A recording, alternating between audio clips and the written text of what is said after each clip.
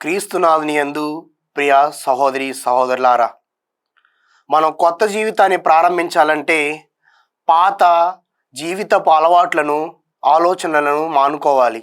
అలానే మారు మనసు కావాలి అనుకుంటే మన పాత జీవితపు అలవాట్లన్నిటినీ కూడా మార్చుకోవాలి. క్రీస్తు ప్రభు మనకి ఎల్లప్పుడూ కూడా నూతన కృపావరాలను దయచేస్తూ ఉంటాడు. ఆ నూతన కృపావరాలను స్వీకరించడానికి మన పాత అలవాట్లు, పాత మనసు సరిపోవు. మనల్ని మనం మార్చుకుని దేవుని నూతన కృపావరాలను స్వీకరించడానికి మనం పాత అలవాట్లను మార్చుకోవాలి. మరి ఈనాడు సువార్త పట్టణంలో క్రీస్తు ప్రభు దగ్గరికి యోహాను శిష్యులు వచ్చి ఉపవాసం గురించి క్రీస్తు ప్రభుని ప్రశ్నిస్తూ ఉన్నారు. మరి క్రీస్తు ప్రభు వారికి చెప్పేటువంటి సమాధానంలో తనను తాను ఒక వరుడిగా సంబోధిస్తూ వారికి ఒక 2 విధాల ఉపమానాల్ని తెలియజేస్తూ ఉన్నారు.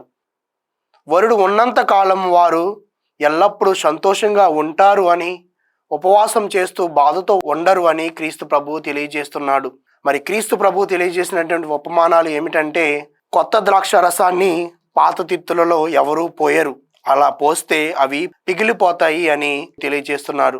అలాగే రెండవది ఏంటంటే, ఒక పాత గుడ్డకు కొత్త గుడ్డను మాసికగా వేసినట్లయితే అది చూడడానికి అంత బాగుండదు అని క్రీస్తు ప్రభు మనకి తెలియజేస్తూ ఉన్నారు. మరి ఎలా అయితే పాత గుడ్డకు కొత్త గుడ్డను చేరిస్తే చూడడానికి మంచిగా ఉండదో, అలాగే నూతన ద్రాక్ష రసాన్ని పాత తిత్తుల్లో పోస్తే అది పిగిలిపోతుందో, మన జీవితం కూడా మన పాత ఆలోచనలు, ఆచారాలు అవన్నీ కూడా మన మనసులో ఉంచుకొని నూతనంగా జీవించాలంటే మనం జీవించలేము.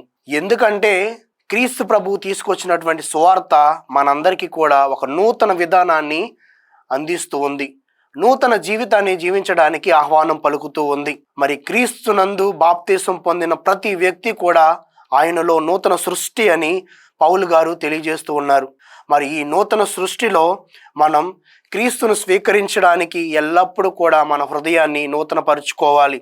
నూతనపరుచుకుని ఆ నూతన కృపావరాలు స్వీకరిస్తూ ఒక కొత్త వ్యక్తిగా కొత్త జీవితాన్ని ప్రారంభించాలి. మరి ప్రియ సహోదరి సహోదరులారా, ఎల్లప్పుడూ కూడా మత ఆచారాలు, ఆలోచనలు చేస్తూ నూతన జీవితాన్ని జీవించలేకపోతున్న ఎడల క్రీస్తు ప్రభుని ప్రార్థించుకుందాం. నూతన హృదయాన్ని దయచేయమని, ఎటువంటి లోటుపాట్లు లేకుండా కావలసిన అన్ని అనుగ్రహాలకై దేవుని ప్రార్థిస్తూ ఆయన యొక్క కృపావరాలకై కాంక్షిద్దాం. మనవంతుగా మనం ఎల్లప్పుడూ దేవునికి ప్రార్థిస్తూ ఆయన సహాయాన్ని కోరుకుందాం.